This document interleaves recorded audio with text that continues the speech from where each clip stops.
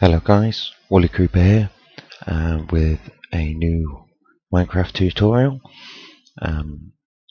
This is how to make doors, double iron doors, work like they should, but can be easily modified for single iron doors. And how I think they should work is when you walk through this way, it behaves pretty much as you expect. With a small exception, and that is no matter which pressure plate we hit, both doors open.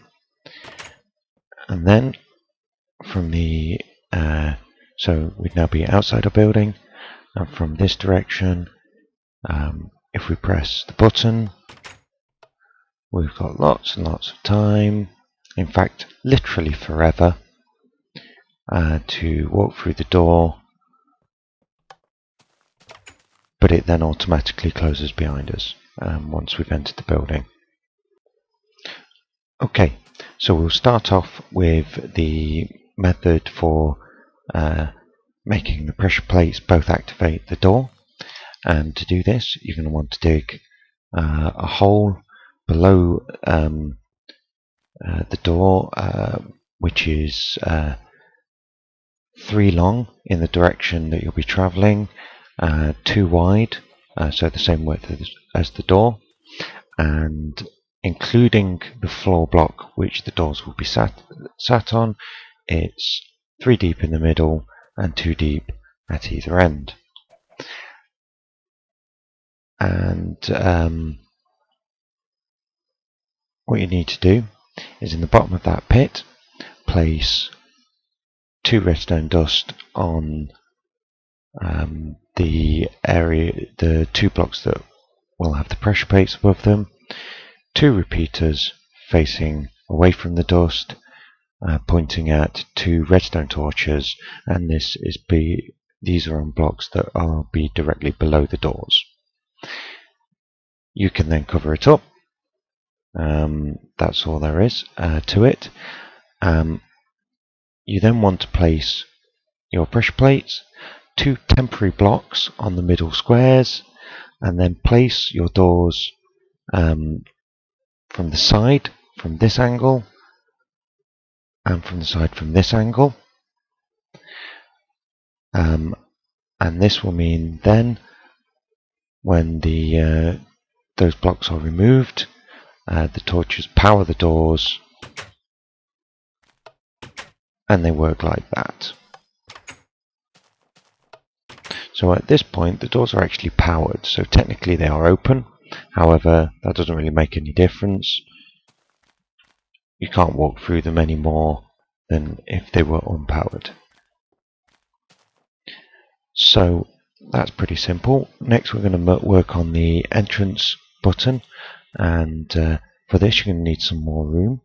So you're going to need to dig out an area 3 deep to one side of your pressure plates, and extend that with a 2x2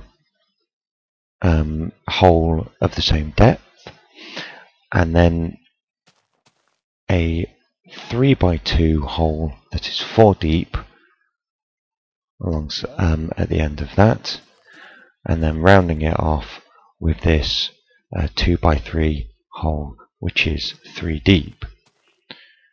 Okay. What you're going to do is first you're going to construct an RS NOR latch. This RS NOR latch consists of 3 blocks of any type, as long as they're not transparent.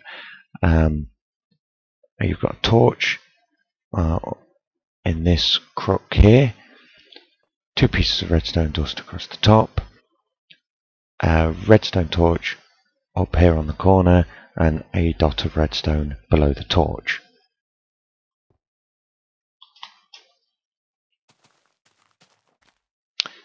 We're then going to set up the reset line. So the pressure plates will reset the RS NOR latch, and the reset is performed by powering this bottom block down here, which will deactivate this torch and depower this dust. And you can take that feed off the end of the dust you placed below the pressure plates and just take it down into that block easily enough. Now we will have our activation circuit. Effectively, in order to open the doors, you need to depower these torches. That's what the pressure plates do, and the button needs to do the same. And we do that by taking this live feed here, inverting it with this torch, and then running the inverted signal through 2 repeaters into the blocks the torches sit on.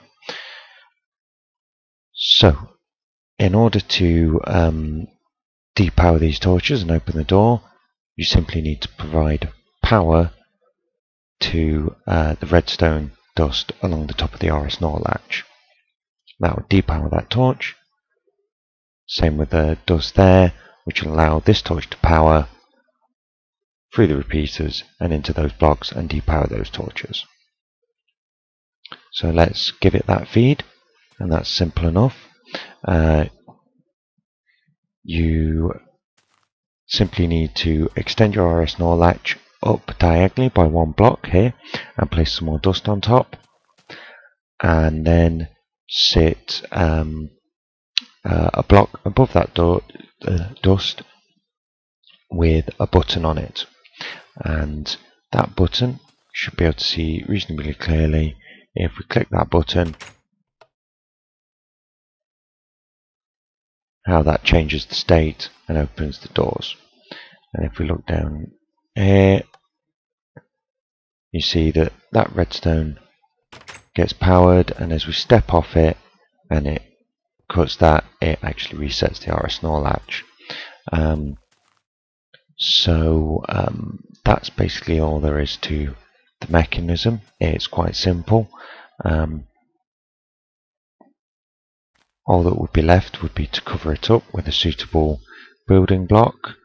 I'm using iron here, but you can use pretty much anything you would like to, with one exception. In the block that goes here must be transparent, so that it doesn't cut this redstone signal. What you need to do, I'll just remove that a sec, is use something like an upside down half slab, and we can then place that button, and that still works. There are other ways around that, but that's probably the simplest way to do it. I would note, unfortunately, you can't put the button on the block next to the door, simply because the torches below the door will power the dust that this button powers, and it will get all looped up, and that would be no good to anyone. So yep, it's pretty simple, but I think a useful thing to know. And if you have any questions, please post them in the comments, or any other form of comment. Feel free. If you like the video, give us a thumbs up, maybe. And if you want to see it built in a real situation, go and check the link in the description to my LP, the episode, which the first thing I do in that episode is figure out and build one of these in my LP world. Anyway, I've been Woolly Creeper, and I'll see you next time. Bye.